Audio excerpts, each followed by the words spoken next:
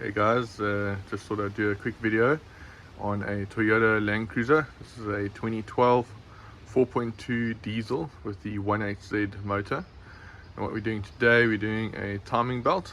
So just a few quick pointers and the rest is very basic. So firstly, just to loosen up this power steering bottle, there's the reservoir is one bolt there, and if you see on the side over here, there are two bolts over there that you take out just to give you a little bit of a gap, just so you can get these 5 bolts out. Sorry, I'll say 5, it's not 5, it's 6 bolts that you need to get out. This is the last one. I'm going to take it out now, and then with that bottle out of the way, it will give you just enough space to get the cover, slip the cover out the way so that you can get to the timing belt. So we're just doing a routine maintenance here for the customer.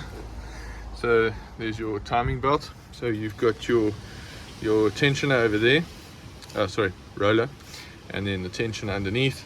You'll just loosen those, that 6 mil bolt down there, 6 mil bolt there, and this Allen key with a number 8 to get your tensioner off, and then pull your belt off. But obviously you need to do your timing.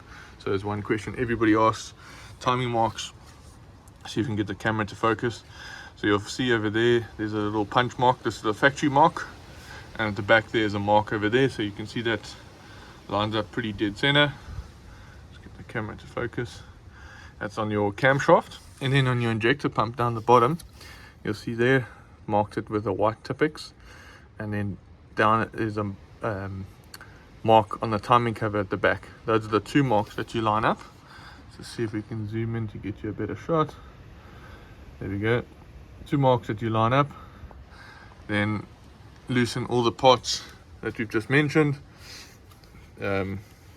Tensioner, roller, belt off, belt on, and that's it. Job done. Nice and easy. Toyota Landcruiser 1.8Z.